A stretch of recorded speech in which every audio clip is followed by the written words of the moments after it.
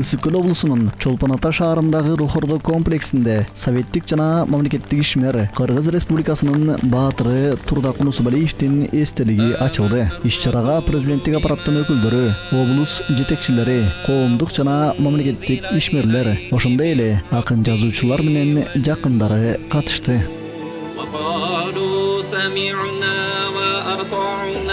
غفرانك ربنا وإليك المصير.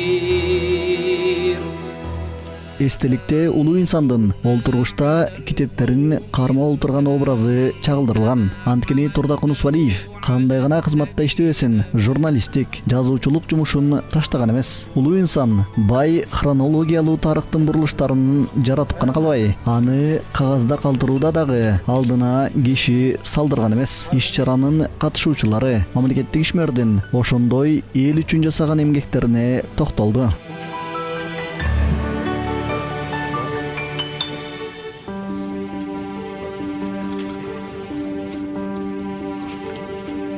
Фрунзе шаарынын башкы архитектору Турдак Унусубалиев деп аталганды.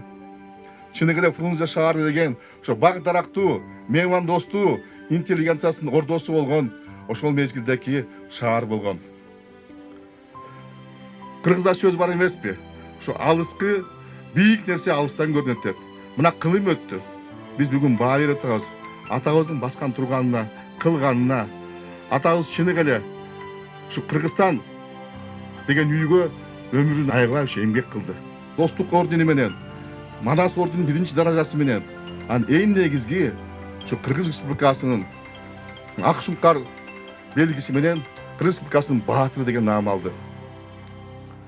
Мына ушулеке эле кичинекей эле мына өзүбүздүн кулагыбыз менен уккан нерсе, ушулеке эле көлдүн жээгинде мына Аврора пансионаты, бизде Киргизский море пансионаты, ушу Аврора пансионатынын курулушунда госпландын председатели келиптир.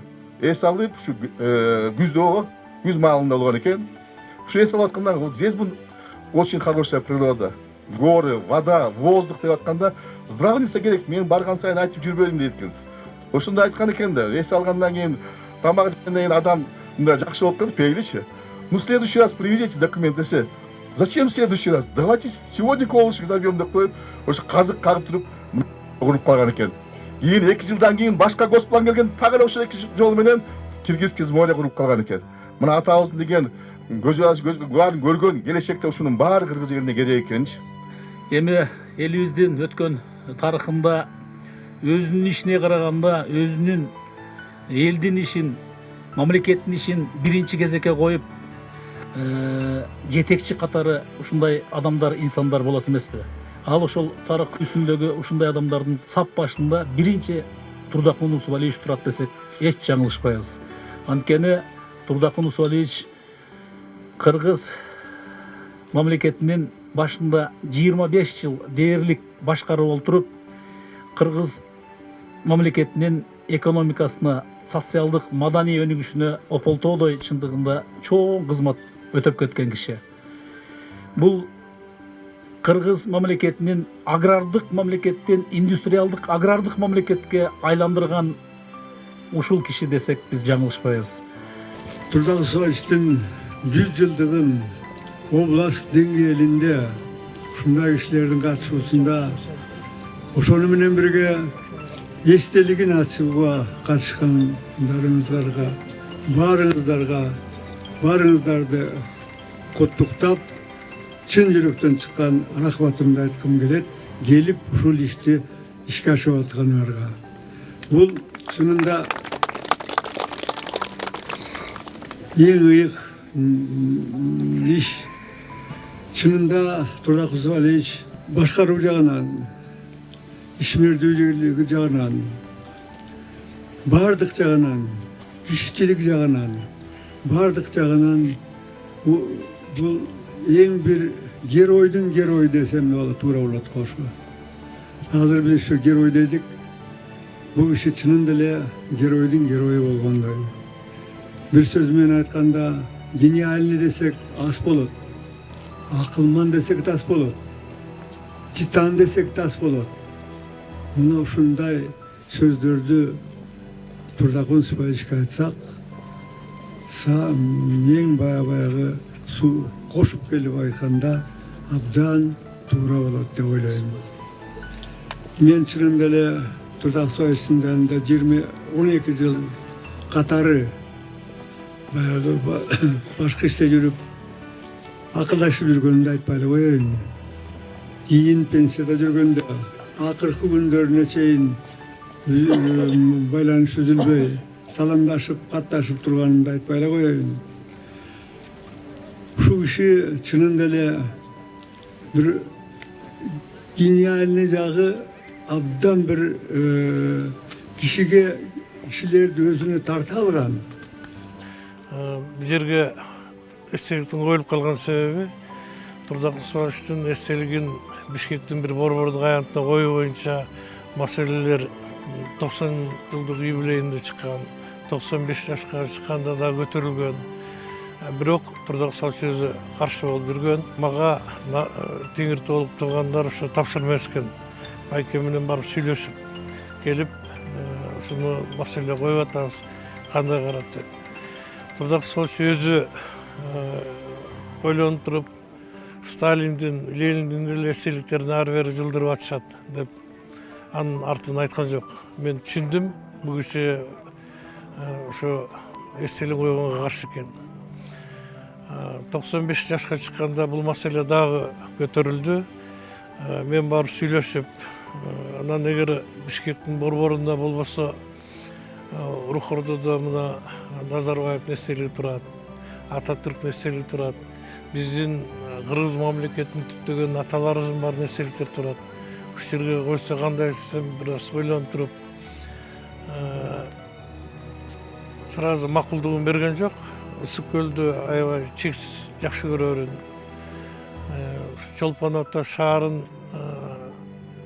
кайра союзга чыгып алып, поселок городской типа деген статус алып бергенин, ушул жердеги адамдардын жашоо шарты оңолсун деп алма бак, өрүк, карагат жана башкаларды тиккенге көп питомниктерди уюштуруп бергенин айтып, ушуга макулдугун берди Рухордого. Анан биз Турдак Усмановичтин образын жаратыш кыйын. Бул кишини биз 1 жыл издендик. Ажиев Садыбек деген эл сүрөтчүсү экөөбүз. Анан ошо Турдак Усмановичтин 65 жашында кыргыз мамлекетин гүлдөп турган убагы ошол убакта алтын доор деп атап жүрүшөт. Раджив Ганди Индиянын президенти ушер келгенде аябай суктанып, ысык көл серебронун, күмүштүн ортосундагы бермей турбайбы деп.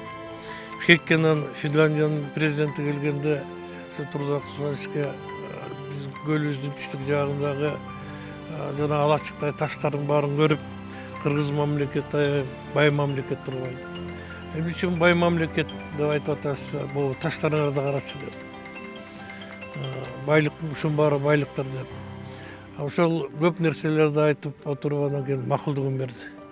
Ошо 1 жылча изденип, ошо Турдак Усмановичтин кыргыз мамлекетинин гүлдөп турган убагындагы учурун элестетип, анан ошо Рухордого Турдак Усманович өзү тирүү кезинде макулдугун алып, мына бүгүн коюп атабыз 100 жылдыгына карата. Мына бүгүн Чолпон Атага Бишкектен эртең менен чыгып, атайын Турдак Усмановичтин айкелин эстелиги коюлду деген ошонун ачылышына деп чакырганына байланыштуу келип калдык. Келгениме мен чынында кубанычтамын. Чакырган кишилерге жана эстеликти курган эл өзү курган экен, бюджеттен бир тыйын салбай эл акча чогултуп курган экен. Ошолорго чынында чоң ыраазычылык билдирип атабыз. Баарыбыз тең, алардын ичинде мен да бармын. Ушул кишилерге чоң рахмат. Ушул кишинин эстелигин куруп, көлдүн боюнда Турдак Усманович Кыргызстандын бардык бурчунда из калтырган киши да. Кыска айтканда, бул кишинин изи курулушта, өндүрүштүк производствонун өсүшүнө жолдордун салынышына бардыгына катышкан киши да бул кишинин изи Кыргызстандын чоң из калтырган киши. Эми Турдакун Усубалиевичтен мурункулар да өз убагында баары тең сөзсүз колунан келишинче ак ниети менен иштеп беришти. Алардан мен сомнением жок. Ал кишилердин заманында биз иштебей калдык, жаш элек, жок элек. Бирок Турдакун Усубалиевич менен көп жыл бирге иштешип, анын кылган иштерин, анын скромныйлыгын, анын тазалыгын ошондон пример алып, ошондон таза болуп иштегенибиз ошол да. Мен канча жыл 4 жолу министр болдум. Бир дагы арыз менин үстүмөн жазылган жок. Бул менимче тазалык. Ушул Турдакун Усубалиевичтен алган өрнөк, пример деп эсептейм да. Ошол кишини карап туруп, ошол кишини көрүп туруп, кантип башка иш кыласың? Ага мүмкүн эмес эле да. Анан кийин мен жана дээрде выступать эткенде айттым. Чынында Кыргызстанды индустриялык промышленный республика айландырган Турдакун Усубалиевич. Бүт завод, фабрикалардын баары ошол кишинин убагында курулду. Андан мурункулар Разаковдун убагында дагы көп нерселер курулду. Бул политехнический институт, бул опера, балет театры, дагы ушуга окшогон бир топ объектилер, бир топ эмелер бар. Сөз, эң күчтүү өсүш, эң күчтүү өнүгүш Кыргызстан бул Турдакун Усубалиевичтин тушуна келет. Бунун тушуна келген менен ал кишинин өзүнүн чарчабай, чагалыкпай, күнү түнү иштегендин натыйжасы. Бул промышленный объектлердин курулушу оңой менен эле чечилбейт. Ага акча керек. Республиканын акчасы. Москвадан барып сурап келип, Москвадан келип Госплан Министерство финансов СССР, Совет министри, ЦК КПССтан барып, бир нече жолу барып, ар бир объектке бир нече жолдан барып чечилген натыйжасы да. Турдакун Усубалиевичтин убагында эң биринчи промышленный золот алдык. Бул казарман. Казарманды ошол кишинин инициативасы менен золоторудный комбинат куруп, ошол жерди мен башынан аягына чейин куруп өткөрдүк. Биринчи золот алдык. Эми башка объектилерди санасак көп. Эл башы деген обязательно мамлекеттик кызматты аткарып турган киши эмес. Көбүнчө эл башы мамлекеттин кызматтан тышкары туруп эле бүт элди башкарат. Мына Кытайда ден соғды. Кытайды көкөлөтү азыр дүйнөдөгү биринчи мамлекет кылган, ошол иш алып кызматта болгон эмес. Махатма Ганди Индияда өзүнүн үйүндө жатып Индияны колониализмден бошоткон. Аятолла Хамейни Иранда болгон эмес, Францияда эмиграцияда жүрүп, Ирандагы ислам революциясын жүргүзгөн. Ошол революция азыр дуланып атат, ислам дүйнөлүк саясаттын борборунда турат. Ошол себептен кайсы мааниде, это другой вопрос. Даже аялдардан чыккан эл башы. Францияда Жанна Арк деген кыз чыккан. Франция жеңилген, толук жеңилип, Англия колуна алгандан бир шаар калган. Портовой, Марсель. Ошол жерден ушу кыз чыгат. Маршал эмес, генерал эмес, колуна курал кармабаган. Ошол элди көтөрүп чыгатты, кайра Францияны бүт бошоткон. Мына мындай мисал бар да ба. Анан эми бийликти дагы, эл башчылыкты дагы чогуу кармаган бул өз элдин бактысы да. Мындай кишилер да болгон. Бул ким? Ататүрк, Сталин болбосо орус элин кой, биз азыр жок болот элек. Сталинсиз бул Советтер Союзу азыркы демократия деп кыйкырып аткан постсоветтик мамлекеттер болмок эмес. Рузвельт, Черчилль, ушул башкаларды айта алабыз. Эми тескерисинче, эл башы эмес. Эл башчылыкта мамлекеттик кызматты мыкчаптык колуна бүт толук бергенден кийин мамлекетти тоноп талап, мамлекет таратканга чейин барган өлкөлөрдү олтура. Алыска примерге барбай эле коелу да, айтып коелу. Үчөө катары менен слушай. Үчөө катары менен 25 жыл почти. Ушу кайран элди, биздин эл пил экен ушу. ушуларды да чыдап көтөрүп турабыз. Элди карай албай калдыбайсызбы? Мына чет элде иштедик, кошуларга барабыз. Ой, демократия аралындагы кыргыздар кандай чыгар дейт. Шылдыңды айтсын ушинтип. Шылдың болуп отурабыз. Мына ошондой шарттан Усубалиевди эстейсиң. Усубалиев авторитеттин бийлиги.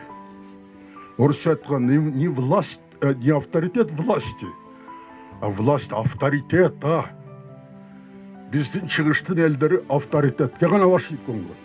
Авторитеттин бийлиги болбосо, биринчи адамдын бийлиги болбосо чыгыштын элдери тарап кетет. Мына азыр биз Усубалиев кеткен 85-жылдын деңгээлде жете элекпиз.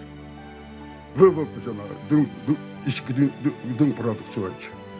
Ошол кезге жете элекпиз. Ай, слушайте, ушунча кыйрадык. Кыйрап кайра туруп келатабыз да. Мен 30 жыл өндүрүштө иштедим, Бошто жанагы текстил комбинатта. Аны курдук. Ошондо деле Усубалиев жетектеп турган, ошо 1 жылда 2 жолу келчи. Ар бир курулушту өзү жана айтып атпайбы, старший прораб деп. Ошондой болуп келип турчу. Ошондо биз менен мастерден агес ал комбинатта чоң эмесине чейин башкы директорлукка чейин иштедим да. Абдан чоң союздук бир 10-15 киши, 1000 киши деген неме болчу. Ошол жерде мен 16 жыл туруп калдым Ошто. Анан кийин мени ошол Турдакан Суулиштин сунушу менен Кара балта килем комбинатына жаңы курулуп аткан жетекчи кылып жиберди. Арды көп жыл иштеп калдык го, аябай. Арды да өзү көп келип турду.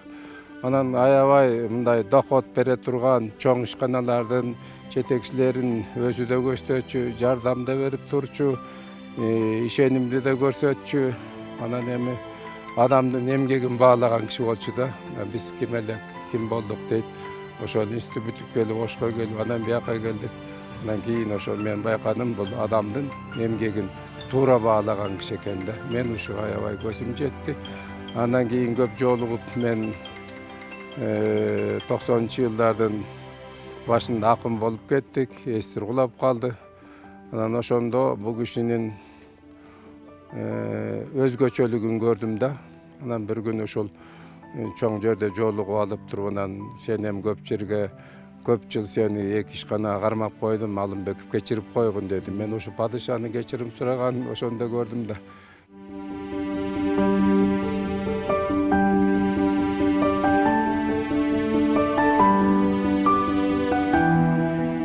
Буга чейин мына ушул жерде 20-кылымдагы кыргыз мамлекеттүүлүгүнүн пайда алым түптөөчүлөрдүн сап башында турган кыргыздын туңгуч өкмөт башчысы Жусуп Абдрахманов, анын ишин улаган Баялы Исакеев, 50-жылдары алтын доорду жараткан Исхак Разаков, ошондой эле кыргыздын туңгуч профессору Касым Тыныстановдордун эстелиги коюлган.